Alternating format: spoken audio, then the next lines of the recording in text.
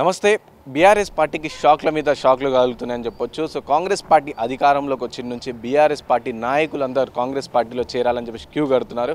So ఇప్పటివరకు మనం చూసుకోవచ్చు, చాలా వరకు ఇటు కాంగ్రెస్ పార్టీ బీఆర్ఎస్ పార్టీకి సంబంధించిన నేతలు కాంగ్రెస్ పార్టీలో ఇప్పటికే చాలామంది జాయిన్ అయ్యారు. అండ్ ఇంకా చాలా వరకు బీఆర్ఎస్ పార్టీ నుంచి అసంతృప్తితో ఉండి కాంగ్రెస్ పార్టీలో జాయిన్ అవుతున్నారని చెప్పేసి మొగ్గు చూపిస్తున్నారని చెప్పుకోవచ్చు. అండ్ కాంగ్రెస్ పార్టీకి సంబంధించిన నాయకులు ఇటు జగ్గారెడ్డి కూడా చాలా వరకు బీఆర్ఎస్కి సంబంధించిన 26 మంది మాలో జాయిన్ అవుతారని చెప్పేసి చెప్పడం జరిగింది. సో ఇట్లా చూసుకుంటే ఇటు బీఆర్ఎస్ పార్టీ నుంచి జాయిన్ అవ్వడం కూడా నిజమే అవుతుంది. అలాగే కాంగ్రెస్ నాయకులు ఎవరైతే చెప్తున్నారో సో వాళ్ళ చెప్పిన మాటలు కూడా నిజం అవుతున్నాయి. సో ఇదే తోవలో ఇప్పుడు రంగారెడ్డి జిల్లాకు సంబంధించిన తీగల కృష్ణారెడ్డి కూడా బీఆర్ఎస్ పార్టీకి రాజీనామా చేసి ఇటు కాంగ్రెస్ పార్టీలో చేరతా అని చెప్పి స్పష్టం చేశారు. అలాగే రంగారెడ్డి జిల్లా జెడ్పీ చైర్పర్సన్ అయిన అనితారెడ్డి కూడా బీఆర్ఎస్ పార్టీకి రాజీనామా చేసి కాంగ్రెస్ పార్టీలో చేరుతున్నట్టు తెలుసు.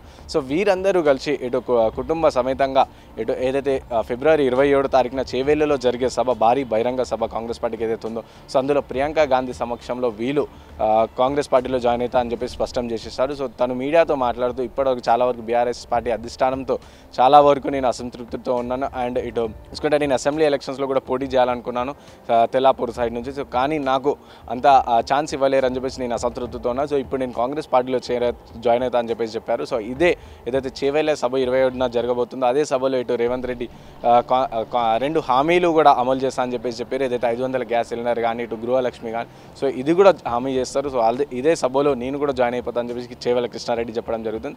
అండ్ ఈరోజు చూడొచ్చు ఇటు దీపాదాస్ మున్షి సమక్షంలో, పొన్నం ప్రభాకర్ సమక్షంలో ఇటు హైదరాబాద్ జిహెచ్ఎంసీ మాజీ మేయర్ దంపతులు కూడా వాళ్ళు కాంగ్రెస్ పార్టీలో జాయిన్ అయ్యారు. సో ఈ విధంగా చూసుకుంటే బీఆర్ఎస్ పార్టీకి చాలా వరకు నెగిటివిటీ ఉందని చెప్పుకోవచ్చు. అంటే బీఆర్ఎస్ పార్టీలో నాయకులు ఉంటూనే అటు మాట్లాడుతూనే కాంగ్రెస్ పార్టీ నాయకులకి ఇటు రేవంత్ రెడ్డి కానీ కాంగ్రెస్ పార్టీ నాయకులతో భేటీ అవుతూ అండ్ భేటీ అయిన మరికొన్ని రోజుల్లోనే ఇటు కాంగ్రెస్ పార్టీలో జాయిన్ అవ్వడం చాలా వరకు చర్చనీయాంశంగా మారింది. ఇటు రానున్న ఎంపీ ఎలక్షన్స్లో ఇటు బీఆర్ఎస్ పార్టీ నుంచి గట్టి పోటీ ఉంటుందా లేదా అనేది కూడా చాలా వరకు అయితే ప్రజల్లో డౌట్ అనేది వ్యక్తం అవుతుంది.